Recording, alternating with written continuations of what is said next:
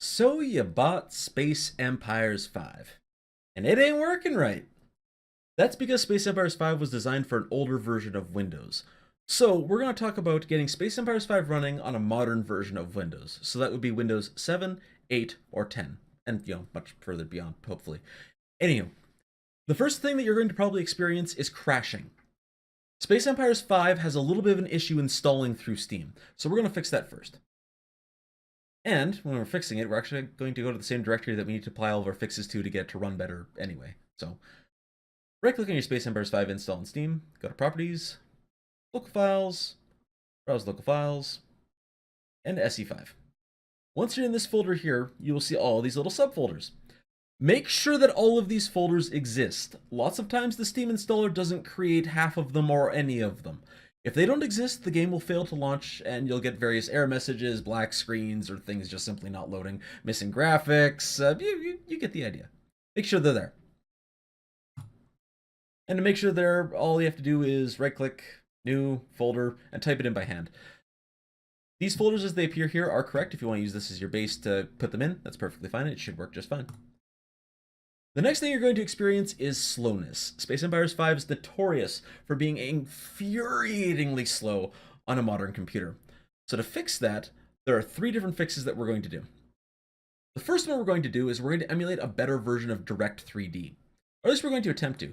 For some people, this worked very, very well. For other people, they felt almost nothing. So you can try it. There's no risk in trying it. That's the good thing. And if it works, awesome. And if it doesn't work, well, that's why there's 2 other fixes we're applying. So, to emulate a better version of D3D, we are going to have to go to this place. This will be in the description for the video, so you don't need to write it down. And you have 2 versions available. One is the latest, the other one is the old version. It doesn't really matter which one you get. What does matter is whether or not it works for you. Certain ones are going to work better for certain video cards. So try one. If it doesn't seem to do much, try the other one, and vice versa. Once you download it, you will get a file looking like this. You have a whole bunch of versions of D3D, libwine, and wine-D3D. You can read the instructions if you really want to know how to install it properly. Basically, to install it properly, it's copy and paste. Literally copy 3 files into the game's executable directory, which we happen to have open already. And look, and here's the 3 files. Handy that. Drag and drop. It's installed. That's it. The executable will actually look for this file right here. Once it finds it in its installation directory, it'll just use it instead of the actual one inside of Windows. So that's fine. Next thing we're going to do, we're going to enable multi-threading. Now this program does support it, but it's disabled by default. And that is located inside your data folder. Inside here, there's a whole bunch of config files. One of them is called settings. Inside of settings, near the top, you will see the line that says support multi-threading. For you, if it's a fresh install, it will be set to false. Change that to true, all capital letters, and you will get a notable speed increase.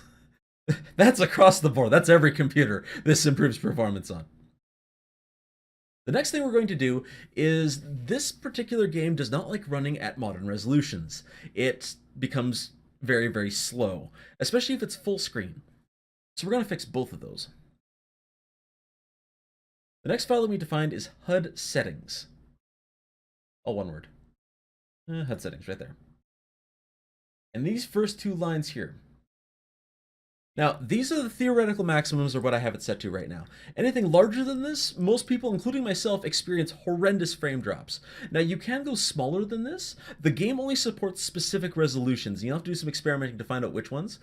I have a very powerful computer, and these settings worked very well for me. The other people that I'm playing with on Tactical Tuesday, these settings are working fantastically for as well, so I would suggest them for you. So change window width and windowed height to 1280 by 1024. Simple, right? There's one last change that we have to do.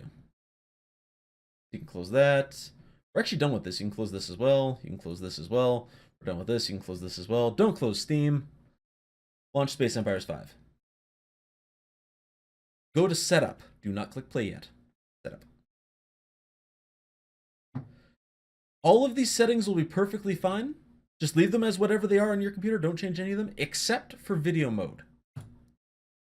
Set that to windowed. Yours will likely be whatever the resolution is of your monitor right now. Set it to windowed mode.